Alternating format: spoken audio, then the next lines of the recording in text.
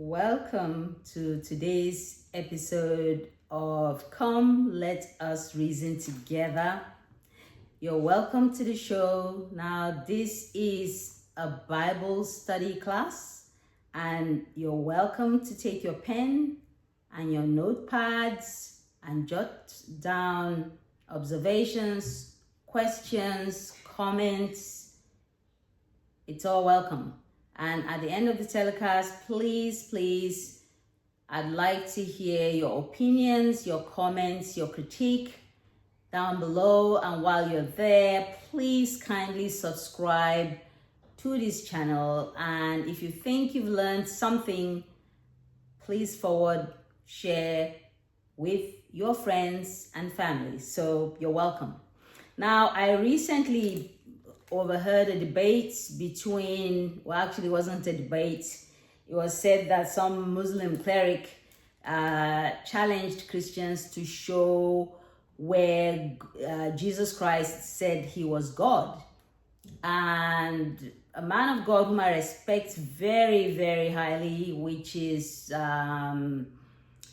Dr. Abel Damina, whom I think does an excellent job of dissecting the Bible, trying to study it and read it in its original language.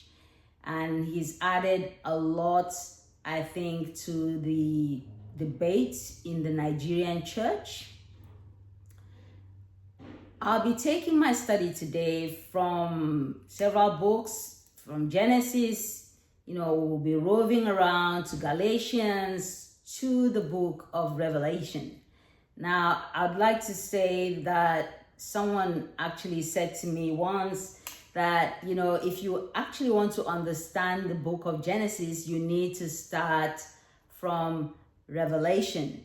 Well, I think, if you're a beginner to studying the word, Revelation, is a big swallow, actually.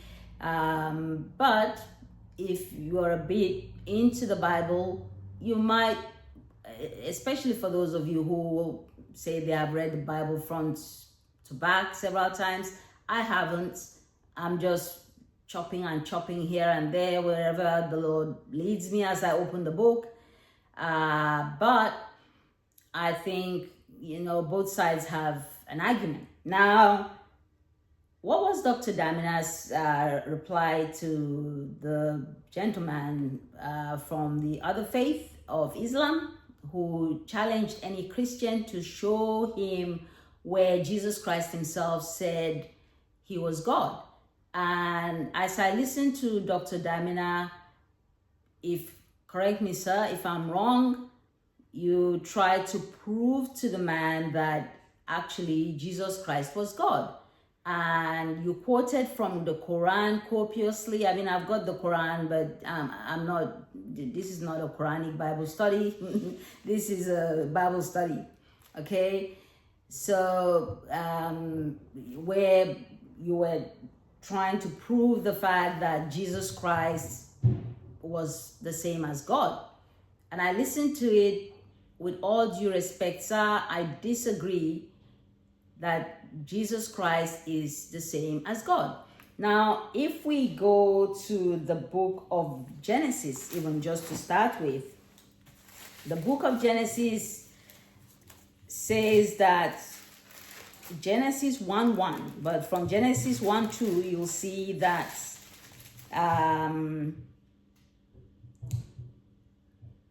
Jesus Christ is not the same as God.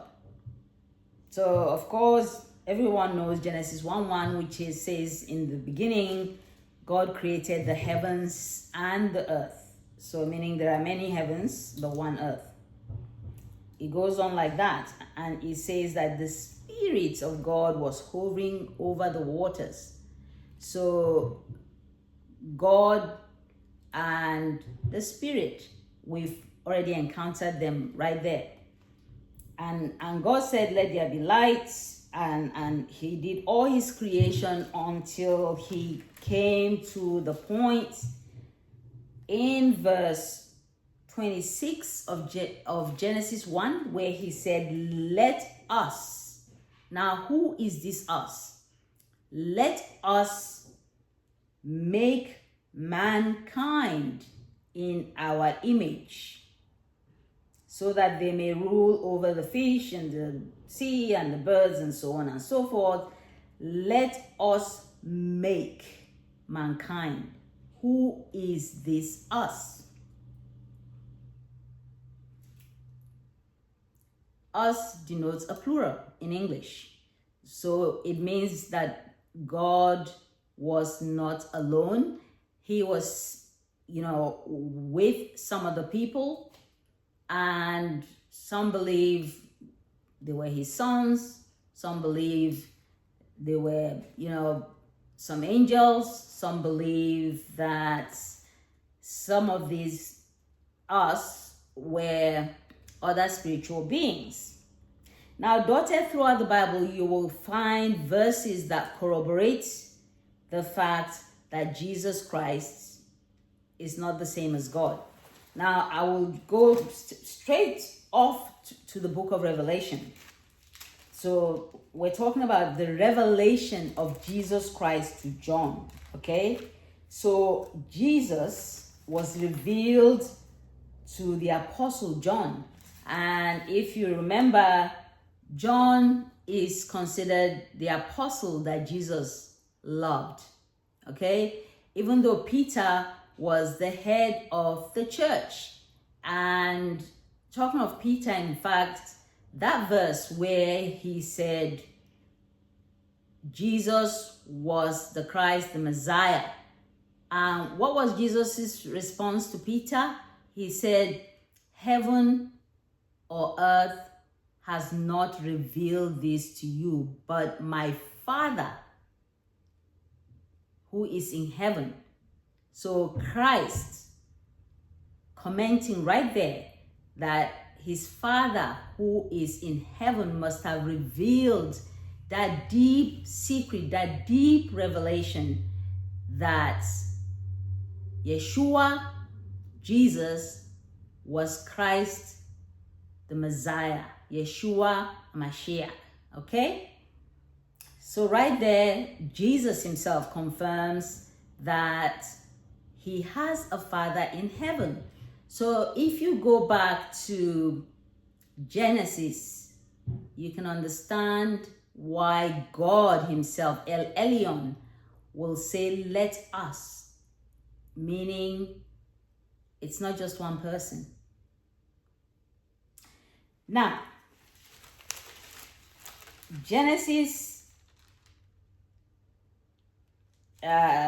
Revelation rather, the book of Revelation. So when we get to the book of Revelation, the throne in heaven, okay? The throne in heaven. Revelation 4. You're free to read it and whatever it says. And you can tie it to the letters to the 7 churches that John was instructed to write. Okay? And an interesting thing actually, as you go along, you'll see that there were 4 living creatures that were described in Revelation 4, verse 67. And those 4 living creatures reminds me of the vision that Ezekiel saw with the wheels that were within wheels, and then the wings that were 6, and the faces, one was like a lion, one was like an ox, and one was like a man, and the other one was like an eagle.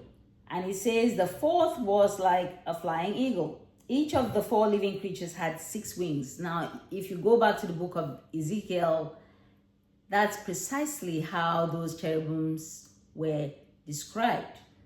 And they had eyes all around them. Again, here,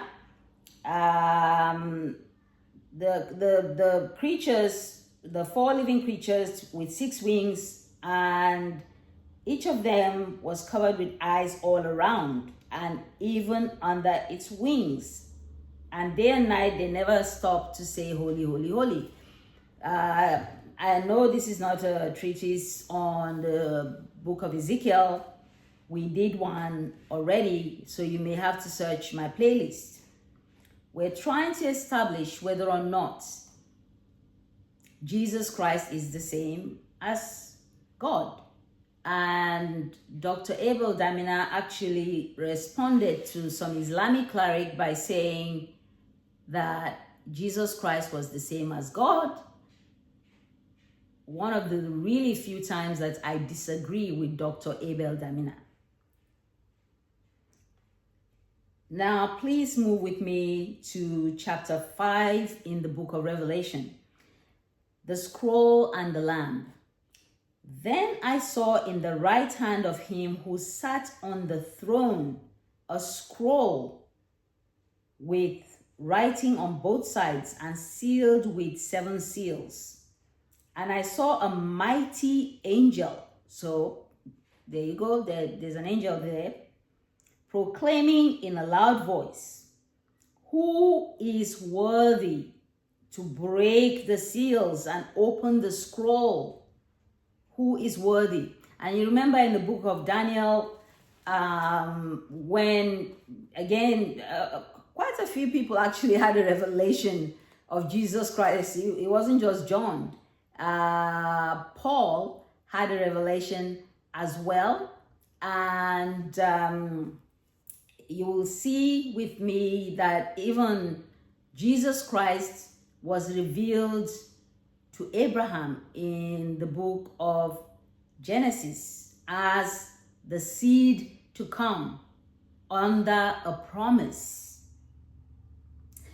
So, verse 2, and I saw a mighty angel proclaiming in a loud voice, "Who is worthy to break the seal and open the scroll?" But no one in heaven or on earth or under the earth could open the scroll or even look inside of it. Now pause there, because in the book of Daniel, if we remember, after the angel spoke with him, he said, Angel Gabriel, he said, when I leave, the prince of Greece and the prince of Persia will come. And Daniel asked him, "All these things that you are telling me, when will it come?"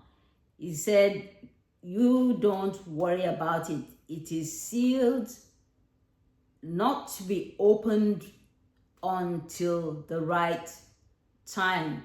And as for you, you will live and die and be gathered to your family in heaven." You see that? I believe this is the scroll that is now being opened. Okay, the secret. I wept and wept. Who is weeping here is John, because he's the one to whom Jesus Christ is being revealed. Because no one was found who was worthy to open the scroll or look inside. Then one of the elders said to me, "Do not weep." Again, we come across elders. So it means that there are elders already. There are angels. And if you read throughout the book of Revelation, you will find out that there are tens and tens and tens of thousands of angels. Okay? They were there. And they were there before time began. And there are sons of God, because in the book of Psalm 82, it says, "And God," with a capital G, "stood in the assembly of the gods," with small g. And if you read that whole chapter and and try to envision it in your head, it means it shows a scenario where God has summoned his sons and he's chastising them for being partial, for being biased to the rich, and trampling on the poor, the widow, and all such, and really chastising them. and saying, because you're doing all this and you refuse to repent, you shall die like men. Don't forget, it's only man that had mortality. All these heavenly beings, angels and gods and all these people, they were immortal. They do not die. But these particular ones were told by God, El Elyon, that they will die like men. Okay, let's leave it there. Meaning there were gods, there were angels, there were elders, there were all kinds of people up there in heaven.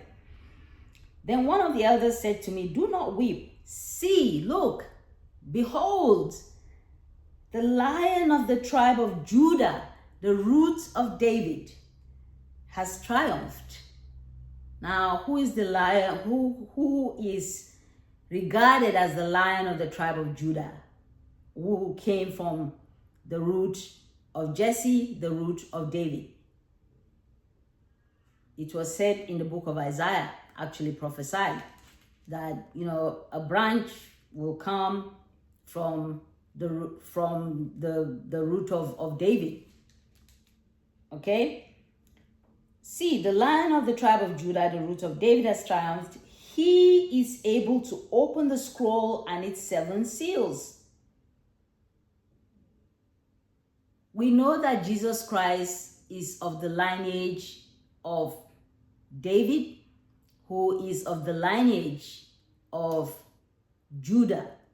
Now, if we take it from Judah, from when their father Jacob blessed them, he said of Judah in particular, that the scepter shall not depart from thy hand, and the rod shall not depart from thy thighs. Now picture that, a scepter and a rod. That denotes a shepherd. That denotes kingship. Okay? So he was already proclaimed as the seed from which or from whom the tribe of Judah would ultimately produce not just David, but Jesus Christ in the same lineage. See, the Lion of the tribe of Judah, the root of David, has triumphed. He is able to open the scrolls and its 7 seals. Then I saw a lamb looking as if it had been slain. Which lamb was slain? It's Jesus. Jesus is referred to as a lamb sometimes, or as the good shepherd sometimes, standing at the center of the throne, encircled by the 4 living creatures and the elders. So Jesus Christ was standing at the center of the throne. Meanwhile, in verse 1,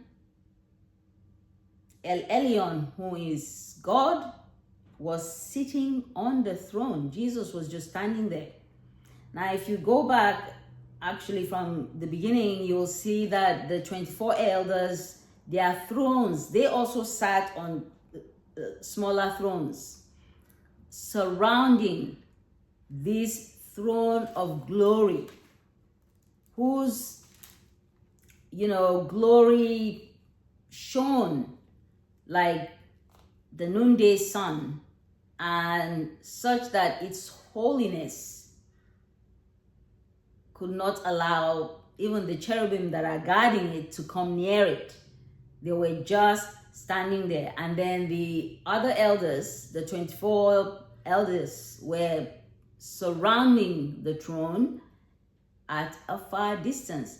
But this lamb that was slain was standing in the middle of the throne, meaning he is able to approach the throne of his Father the throne of God.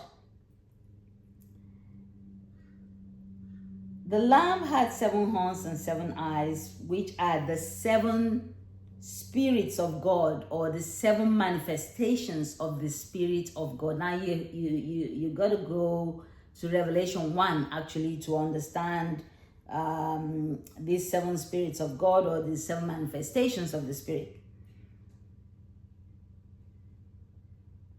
So the Lamb had 7 horns and 7 eyes, which are the 7 spirits of God, sent out into all the earth.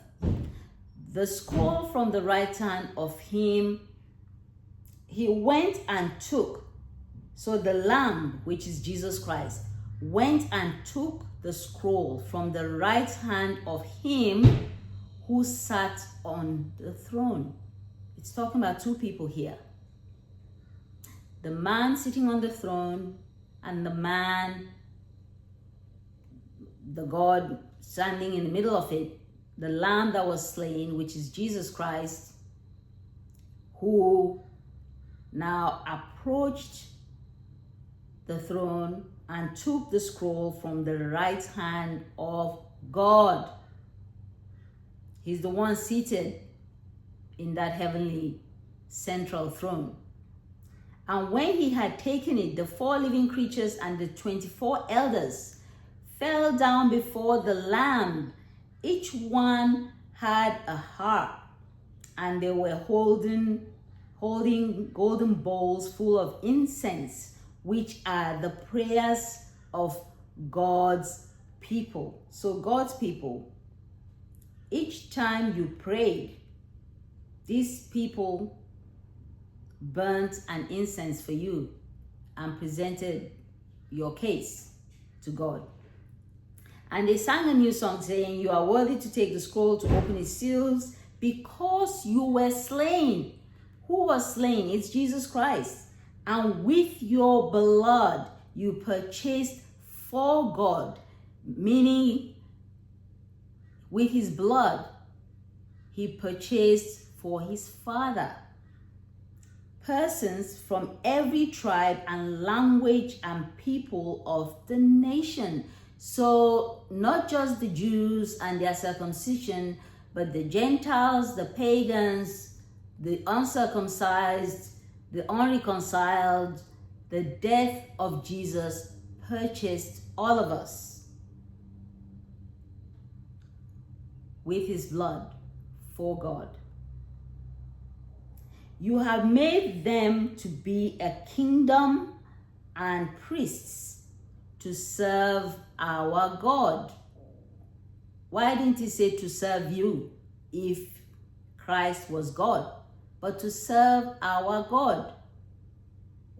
So they were saying to Jesus Christ, "Baba, oh, that you were found worthy, because you laid down your life and you were slain as a lamb." That gave you the authority to approach that throne of grace, take the scroll from the right hand of your Father, and open it for judgment, obviously. Then I looked and heard the voice of many angels, numbering thousands upon thousands and 10,000 times 10,000. You see that? I said there were many people in heaven, angels, elders, living creatures. They encircled the throne, and the living creatures and the elders, in a loud voice, they were saying, "Worthy is the Lamb who was slain to receive power and wealth and wisdom and strength and honor and glory and praise." Verse 13, "Then I heard every creature in heaven and on earth and under the earth and on the sea and all that is in them, saying, to him who sits on the throne and to the Lamb." So when you use the word "and," you are adding. So to him who sits on the throne, which is God, El Elyon, and to the Lamb. which is Jesus Christ. Clearly, that verse was talking about two people, Jesus Christ and God. They are two different things, or pardon me, not two different things, but two different people, or persons, or beings. So no, Dr. Abel Damina, Jesus Christ is not the same as God. He is the Son of God. Take it this way. If my father was the king of wherever, Zonkwa or someplace, and he gives me his seal of authority, now I can go to any prison and present it because I'm representing my father, and I can say, I set these people free. And because my father owns everything, he can heal, he can do everything, and he's given me those same powers. It doesn't mean I'm my father. My father's still there, but it means that all authority of that belongs to my father has been given to me. So I can raise the dead, I can heal the sick, I can free people from prison, I can change people's circumstances, I can give them God's speed, I can bring destiny helpers, I can do this and do that by the authority given to me by my Father. So everything Christ was and is and did, he did it by the authority given to him by his Father. To him who sits on the throne and to the Lamb be praise and honor and glory and power forever and ever. And the four living creatures said, Amen. And the elders fell down and worshipped. See that? We don't worship angels, but we worship deity. We worship royalty. We worship Jesus Christ. We worship God his Father, El Elyon, because they are a royal priesthood of the order of Melchizedek. And that is why Abraham bowed down to Melchizedek. We shall continue there next time. Thank you for listening.